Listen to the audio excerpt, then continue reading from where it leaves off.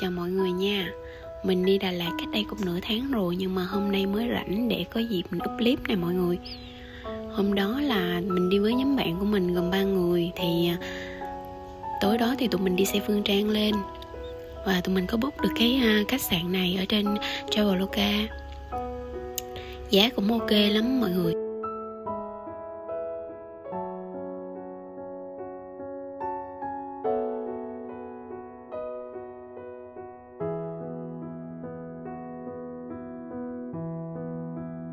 Vì là tụi mình đi chỉ có một ngày nên là tụi mình tranh thủ chơi hết công suất luôn.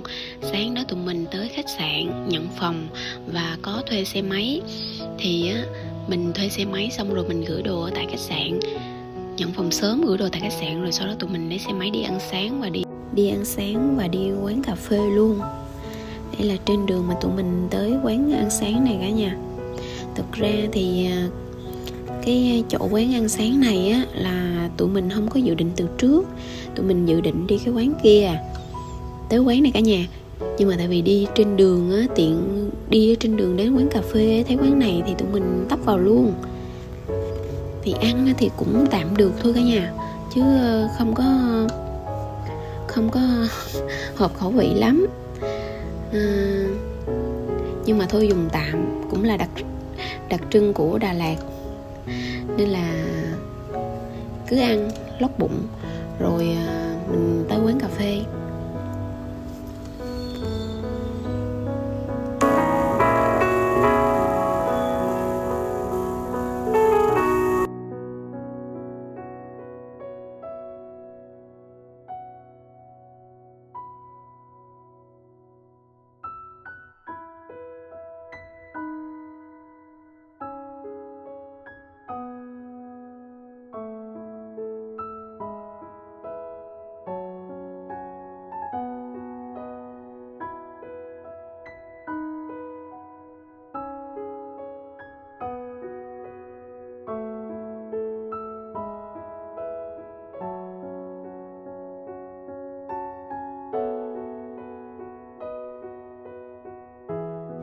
Bánh căn ở đây một cái phần của nó dao động là từ một bánh căn trứng là 25.000, còn thập cẩm với lại mực thì dao động 40-50 ha, tùy mọi người chọn lựa. Nhưng mà mọi người nhớ dặn cô chủ là nướng bánh cho nó giòn giòn tí thì ăn sẽ ngon hơn, ăn sẽ đỡ hơn, chứ nếu mà nướng gấp thì nó mềm ăn không ngon. Đây nè, nằm ở số 82 đường Dơ Sinh, phường 10. Đấy, tụi mình tấp đại vô thôi chứ không có dự định từ trước.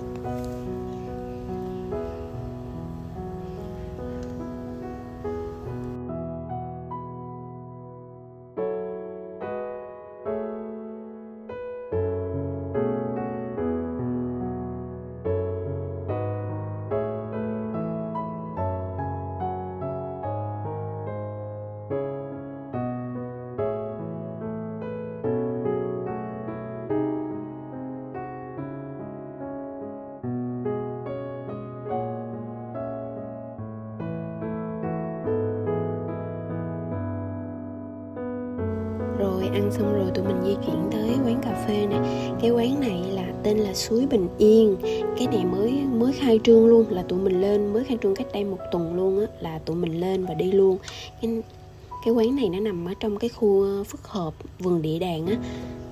Khi mà mọi người tới đây á, là trong đây nó bao gồm nhiều cái địa danh, gọi là thác 7 tầng nè, rồi cái gì vườn địa đàng, rồi bắn cung gì nhiều lắm, nằm ở trong đây nè.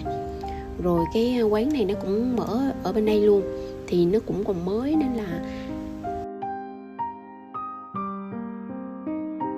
nên là các cảnh vật xung quanh á, còn dang dở rất là nhiều. Nhưng mà cũng đông á, trộm vía là cũng đông á mọi người.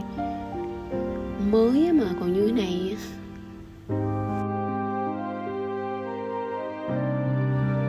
Cũng chill, cũng bình yên ha mọi người ha. Giá vé để mà vào cái cà phê Suối Bình Yên này là 100.000 một người, bao gồm một phần nước nha cả nhà.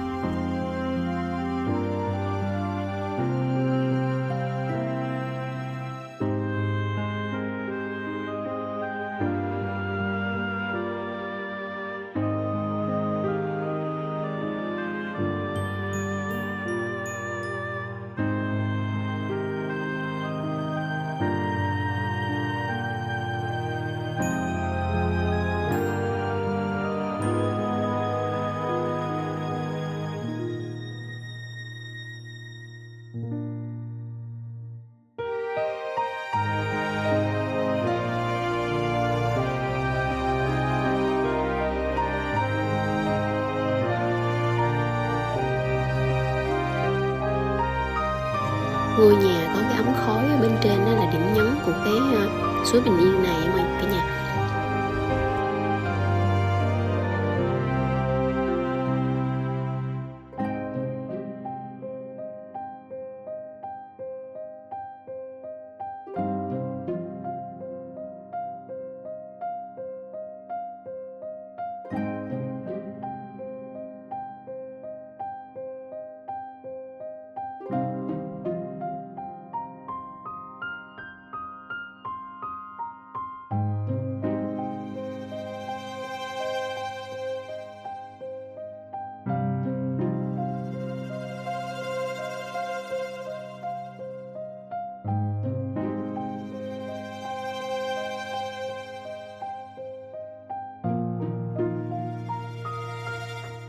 Rồi chụp hình cũng mất hết cả một buổi. Thì cũng xong, bây giờ là tụi mình sẽ đi về và đi ăn trưa nha cả nhà ơi. Xung quanh quán này có nhiều cúc họa mi ghê, một bông hoa mà mình rất là thích luôn.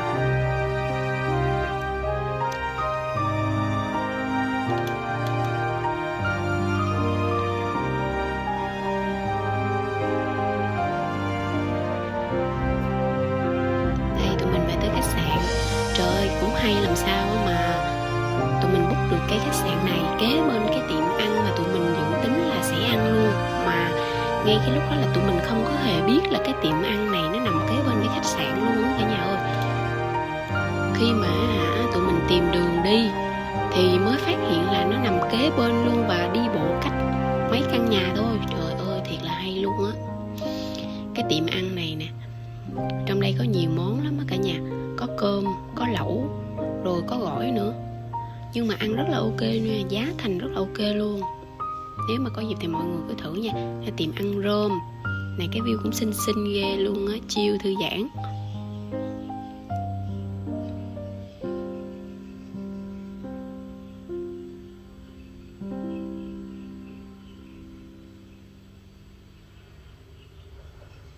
View ở bên trong quán nè cả nhà ơi.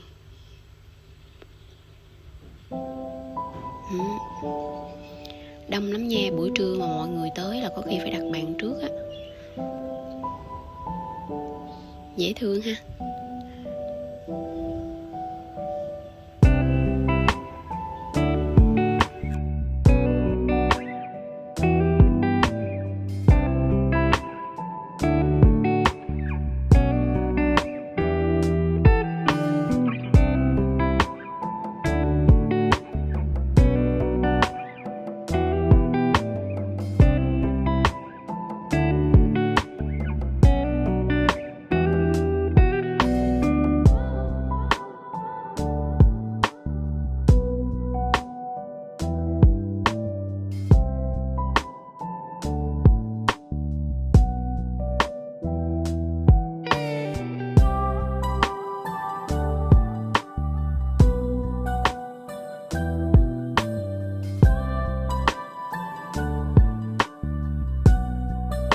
Đây là menu của quán nè cả nhà. Giá cũng mềm. Ba cái hũ muối nhìn đã ghê.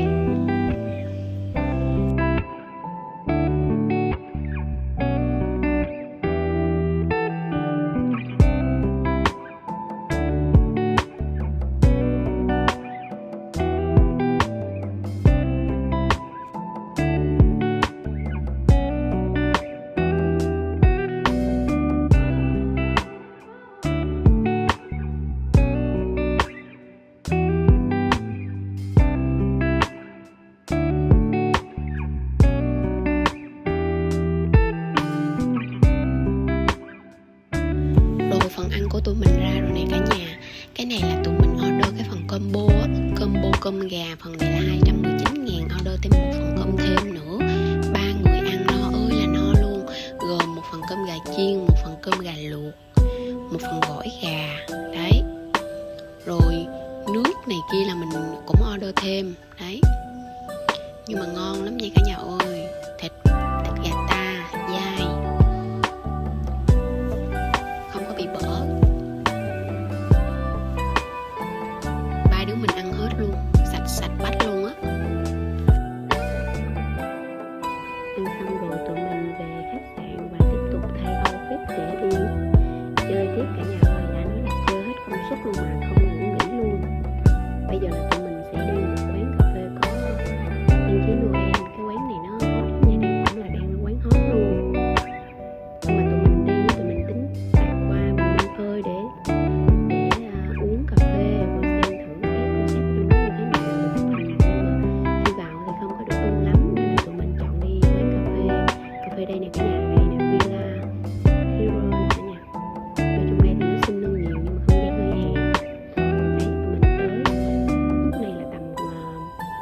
5 giờ kém tụi mình tới.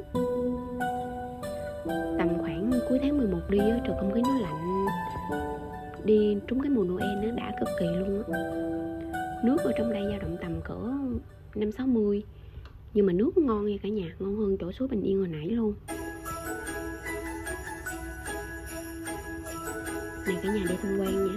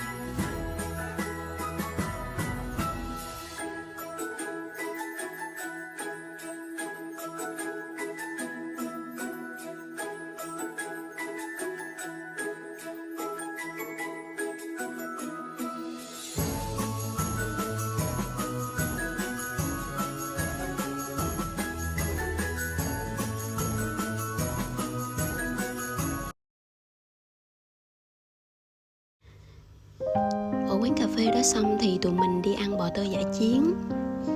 Đi Đà Lạt cũng nhiều lần rồi, nhưng mà đây là lần đầu tiên tụi mình ăn luôn. Bò tươi. Ở đây có bò, một cái phần bò nướng thập cẩm như này nè. Chứ cái vú dê á, không biết vú dê hay vú bò nữa, nhưng mà ăn giòn, ăn nó đã gì đâu. Nhưng mà cái lẩu bò ở đây thì tụi mình không có ưng lắm nha. Nó ngon nhất là cái phần nướng nha. Lẩu bò thì mình ăn ở lẩu bò nhà gỗ sẽ ok hơn. Còn cái nước lẩu bò ở đây là kiểu nó thanh đó, nó thanh thanh, chứ không có đậm vị như là lẩu bò nhà gỗ.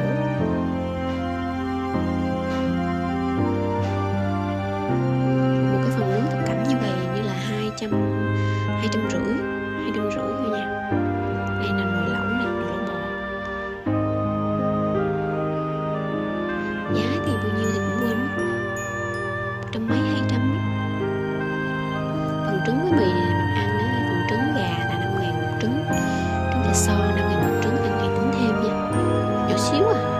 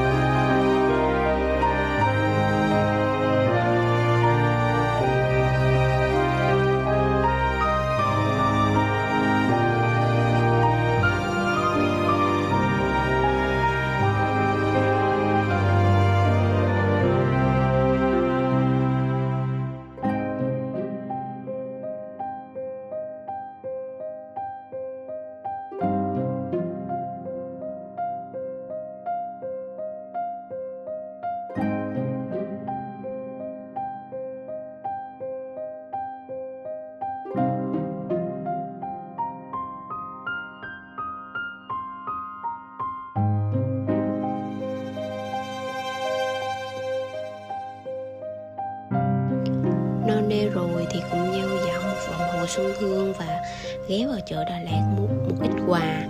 Rồi tối nay tụi mình sẽ đáp về Sài Gòn liền luôn. Tụi mình đi vé xe 12 giờ đêm nên là tranh thủ chơi, hôm nay chơi không nghỉ ngơi luôn mọi người, tại vì đi có một ngày. Vì bận việc á, nên là tranh thủ.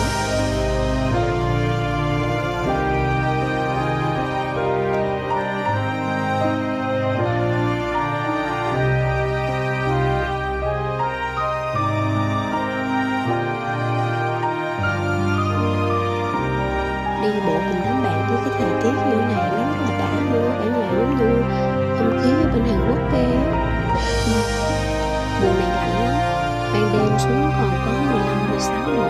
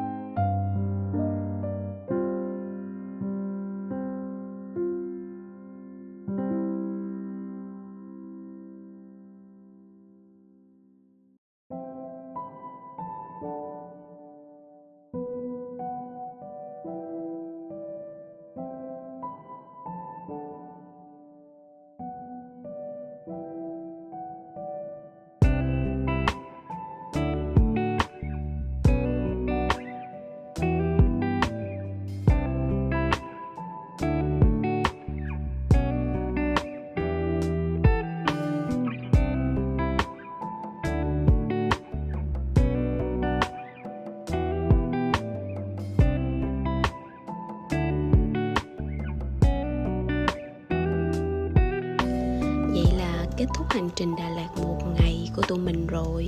Bây giờ tiếp tục về Sài Gòn và cày thôi. Cày để có lúa và đi những đợt sau. Hy vọng sẽ có nhiều chuyến đi như thế này nữa. Bye bye, chào tạm biệt mọi người nha. Hẹn mọi người ở những clip sau.